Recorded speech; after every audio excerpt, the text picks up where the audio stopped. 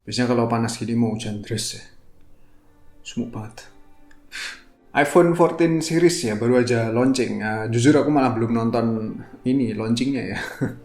Aku malah baru baca-baca apa di situsnya Apple ya, di product page-nya. Dan yang paling menarik perhatianku adalah versi Pro-nya ya. Karena versi Pro-nya desainnya sedikit beda. Kalau yang versi non-Pro ya desainnya masih sama kayak si 13 ya. Ya kalau ngomongin soal desain sebenarnya kalau menurutku pribadi ya tiap tahun tuh nggak usah berubah desainnya. Kalau desainnya udah perfect, udah timeless kayak gini ya ngapain juga dirubah-rubah lagi. Justru smartphone yang desainnya berubah-berubah terus per tahunnya berarti desainnya cepet basi. Desainnya tidak timeless ya, tidak lekang terhadap waktu. Don't fix what ain't broken, ya nggak? Setuju nggak? Yang setuju silahkan tepuk tangan. Tapi menariknya adalah sekarang tersedia iPhone 14 versi Plus ya, ukurannya mirip kayak yang di versi Max. Dan selama ini adanya mini ya, mini sudah tidak dijual lagi ya, karena mungkin tidak laku ya, orang lebih suka yang layar gede-gede ya. Toh layar gede membawa baterai yang lebih gede. Kalau aku baca versi Plus sama Max-nya itu menawarkan baterai yang jauh lebih awet ya. Klaimnya the longest battery life ever on an iPhone.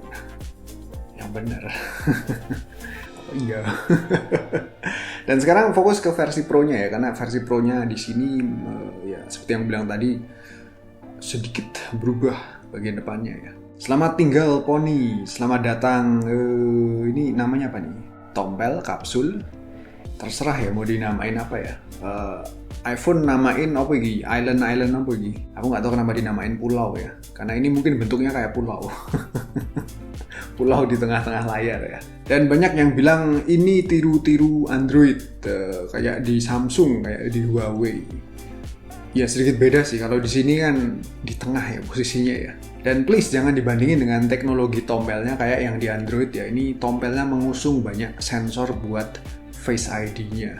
Jadi Face ID tentu jauh lebih secure daripada Face Unlock-nya Android yang menurutku cuman gimmick ya, tidak secure. Karena kalau di Face Unlock Android dikasih gambar atau video penggunanya maka kadang bisa nge-unlock. Tembusnya gampang ya. Dan dipakai di tempat gelap juga kadang Face Unlock Android tidak mau bekerja semestinya ya. Gagal kan kadang. Ya itulah kenapa si iPhone PD menghilangkan fingerprint-nya ya dan beralih sepenuhnya ke Face ID. Anyway, yang aku demen adalah tompelnya ini kagak sekedar eksis di jidat doang, tapi hadir secara seamless untuk menampilkan beragam notif yang informatif dengan visual yang menarik kayak gini ya. Dan aku jamin Android bakal ikut-ikutan. Kemudian soal warna ya, kenapa nggak ada warna hijau kayak di sini? Aku suka warna hijau soalnya ya, sekarang lagi demen warna kayak gini. Tapi warna purple kelihatan menarik sih, atau mungkin ambil yang silver aja, aku bingung ya. Dan di sini sekarang ada Always On Display ya di layarnya ya. Always On Display baru di tahun 2022 ya iPhone menghadirkan fitur tersebut. Di Android, di Samsung udah 3 atau 4 tahun yang lalu. Ketinggalan banget ya iPhone ya. Fanboy Android silahkan ketawa ya.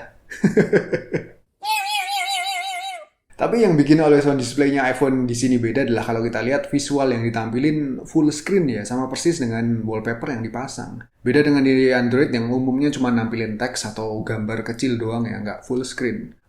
Itu untuk mensiasati efek burn in ya kalau kelamaan menampilkan visual yang sama secara terus-menerus pada titik yang sama.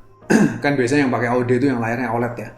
Tapi aku di sini mikirnya apa nggak burn in ya kalau AOD-nya iPhone full screen kayak gini. Ini kudu dites ya, kudu dicoba ya. Atau mungkin nanti AOD-nya tidak permanen atau gimana, aku nggak tahu ya. Di sini nggak ada keterangannya sih. Atau mungkin di video launchingnya ada visualnya yang lebih komplit, penjelasan yang lebih komprehensif. Silahkan di komen ya, aku belum nonton launchingnya ya. Gimana sih katanya fanboy Apple? Bohongan ya, bukan fanboy Apple berarti aku. Aku ini adalah pengabdi Apple. Dan ngomong soal layar lagi adalah layarnya ini punya peak brightness 2000 nits, 2000 coy. Ini terang banget ya, buat dipakai di outdoor tentu sangat visible ya layarnya ya. Para pekerja lapangan tentu akan happy ya, nggak perlu gini-gini lagi ya. Sekedar info di Android paling tinggi 1750-an nit ya di S22 Ultra ya, correct me if I'm wrong ya. Itu aja udah terang banget loh, apalagi 2000. Dan lanjut ke fitur selanjutnya yang bikin iri para fanboy Android adalah di sini sekarang ada emergency SOS via satellite. Wow.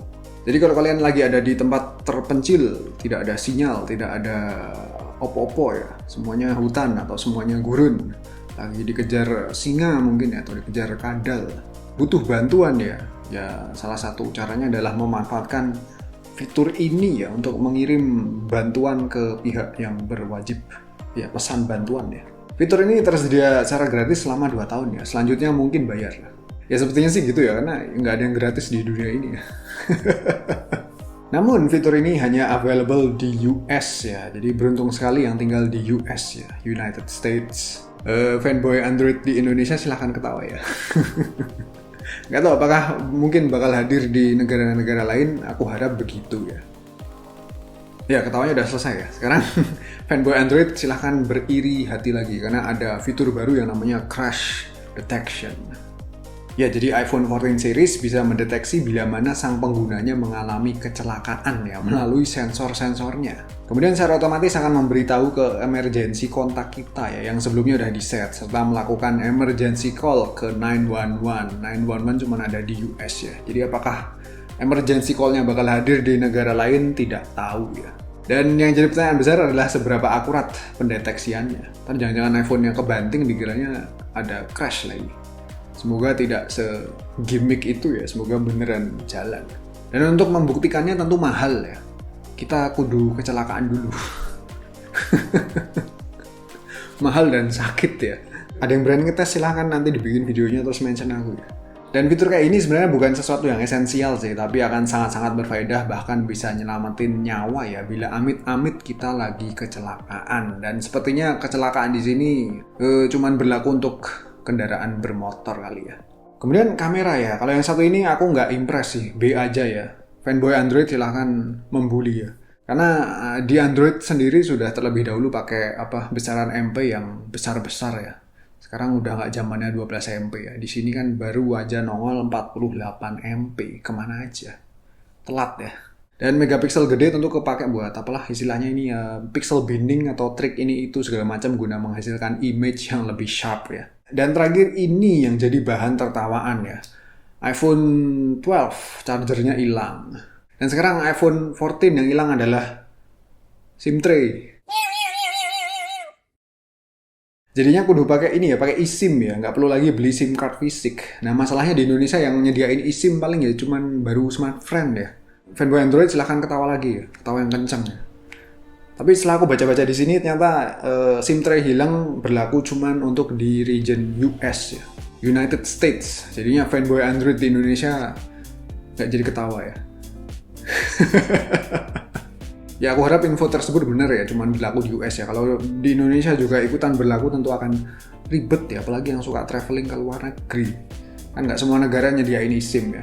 Intinya bagi kalian yang udah punya iPhone 13 aku rasa nggak perlu upgrade ya, karena ya upgrade yang dihadirkan tidak bisa dipamerin ya.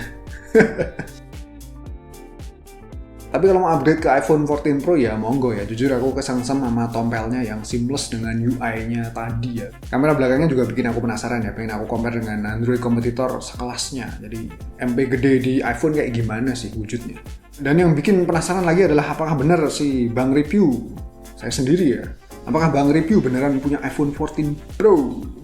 Karena di IG-nya sempat dipamerin. Nah kayak gini ya, lihat ya, kelihatan kan? Tompelnya iPhone 14 Pro, tapi ini cuman wallpaper. Sorry ya, aku khilaf ya telah menipu kalian ya, ini prank dariku ya. Soalnya banyak yang komen dan banyak yang percaya. Aku tadi ngarepnya orang langsung skeptis ya, ternyata banyak yang ketipu.